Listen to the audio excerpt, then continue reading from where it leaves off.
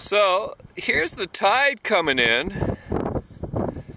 I'm on the Lake Huron side and I'm down the beach and it's low tide and now it's becoming high tide, so you can see this water's coming in. This beach will be totally covered in water shortly.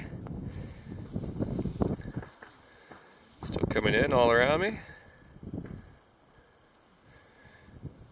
It's the switch over on the Great Lakes from low tide to high tide. Happens twice a day. You should come down and check it out.